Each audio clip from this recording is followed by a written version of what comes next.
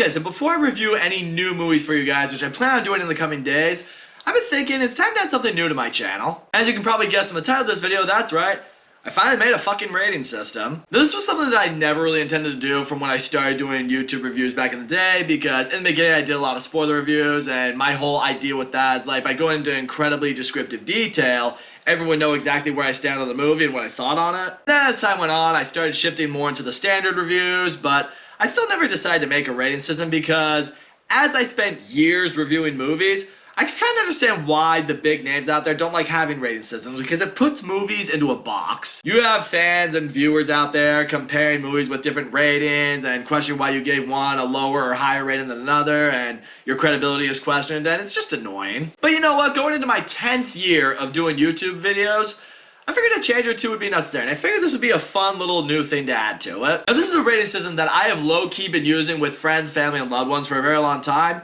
and now I'm finally going to use it with you guys. And I'm going to use this video as a basis for whenever you're confused on how my rating system works, you can check back to this. Okay, so let's just get right into it. I'm going to be rating movies on a scale of 1 to 10, and I will go into detail on what each number means in my rating system. So starting off, a 1 out of 10, we're going to call this one Absolute Cinetrauma. Basically, it's a play on the Martin Scorsese gif of absolute cinema, except I threw the trauma in there.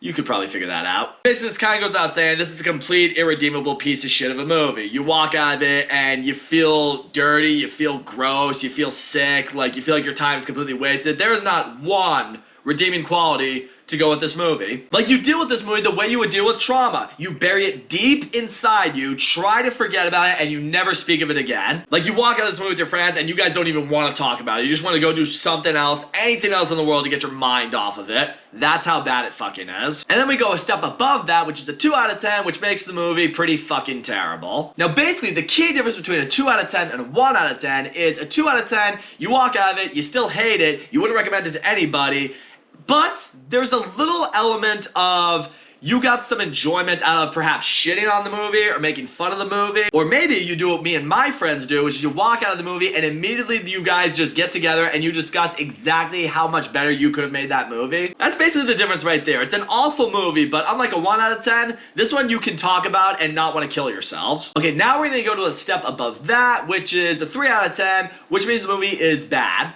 with the exception of maybe 1 or 2 things going for it. And that just kind of goes how it sounds. Maybe there's a scene in there that was fun to watch, or maybe someone gave a pretty good performance for a little while. Maybe there was like a moment of dialogue that was kind of riveting. Aside from that, everything else in the movie just sucks. Like, it's never the type of movie you're gonna watch in its entirety. It has like that one scene, that one moment, like maybe you're on the toilet taking a shit and you just need to pass a few minutes of your time, so you go to YouTube and you look on your phone and you be like, I'm gonna watch that one scene from that really bad movie. That's literally all the movie has going for it. 1 or 2 moments here and there to pass a couple minutes of your time, but you would never pay attention to the entire movie itself. Okay, now we're gonna go a step even further than that, and that is a 4 out of 10, which makes this movie background noise at best. Again, it's the type of movie that you would never watch in its entirety, but it does in some way have a few more things going for it than the ones I previously listed would. Like, maybe you're someone who works from home and you work better when you have some background noise on the TV or something like that, so you find this movie and you're like, oh, I enjoyed part of the end, so I'm going to use the other remaining hour and a half to 2 hours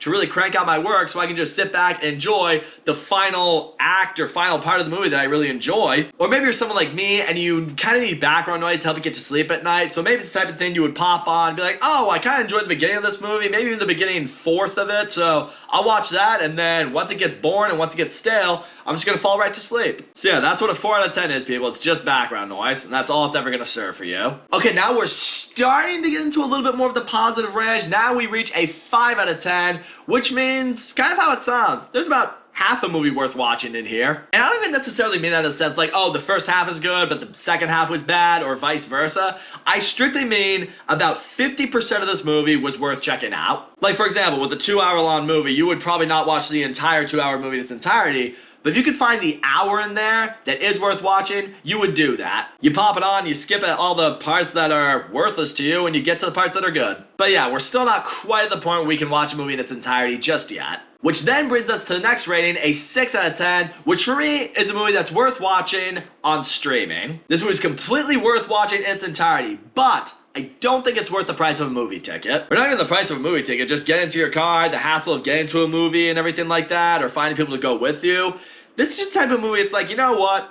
Hold your horses, don't rush out to go see it, wait till it's on streaming, watch it in the comforts of your home for free. Because by doing that, you will get probably the most enjoyment out of it because you will know you did not pay anything to go see this movie. You seek this movie out in theaters, you'll probably feel like you were robbed a little bit of your money. But if you watch it at home, where you didn't have to pay for it, you'll get the most enjoyment out of it. You won't feel like you were gypped of anything. Okay, now we're getting into the very positive range, my friends. This, for me, 7s and up is where you want to be if you're a movie on my channel. Because a 7 out of 10, we're going to call this one completely and totally worth going to the movies for. Yeah, basically the other end of the 6 out of 10 spectrum right there. This is one that you go, you see it opening night, you see it whenever it's in theaters. You don't worry about the price of admission, you don't worry about the drive, you don't worry about any of that. This is the type of movie that is completely worth your time and your money. So get your friends, get your girlfriend, get your family, go by yourself if you want to, go and see this movie in theaters. See it with a crowd of people, get some snacks, have yourself a good old time. You won't regret this one. Okay, next we get to an 8 out of 10, which I'm gonna call worth buying and owning on physical home media. I would say worth buying on Blu-ray, but I mean, whatever physical media you're into, 4K, Blu-ray, VHS, DVD,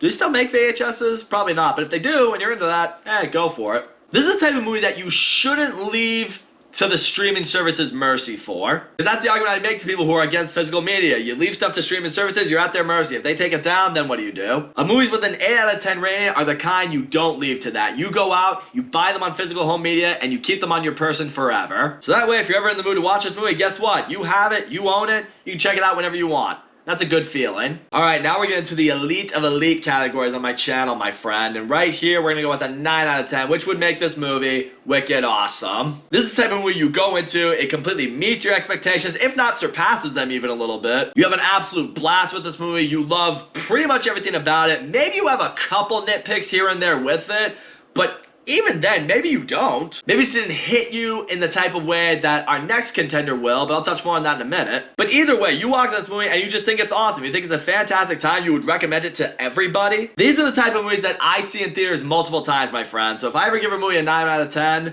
you know it's some real shit. And now here we are, the reward of rewards, the highest ranking on my channel, the cream of the crop, is a perfect 10 out of 10, which would make this movie all-time greatness. This is the type of movie, like, this is a euphoric experience. This is church for me, people. Like, you walk out of a movie like this and you are just beside yourself. You can't believe you experienced something that good. Like, you just walk out of it and the only word that comes to your mind is epic. You don't have any flaws with this movie whatsoever. It's the type of movie that not only are you going to seek out multiple times in theaters, but you are going to implore everyone you know to go see it. It's the type of movie that right when you walk out of the theater, you are never going to forget the experience you had watching that for the first time. Yeah, it's the highest ranking on my channel, but it's also one you may not see very often. I mean, let's be real, Hollywood makes like maybe 1 or 2 of these a year. Maybe. I will be holding this ranking very, very dear to my heart, so if you see me give this rating, you'll know I'm being really serious about it. I truly think it's that fucking great of a masterclass. So there you go, guys. That is my official ranking system for my channel. I don't see myself really modifying it in any way, shape, or form. I've always felt like this is a good, justifiable ranking system for me. Hopefully it works for you guys as well. And yeah, we'll be putting this one into work soon, so stay tuned for that. But for now, that's all I gotta say, guys. Thank you so much for watching my video. And as always, don't leave a comment, like, subscribe, and I will see you all next time.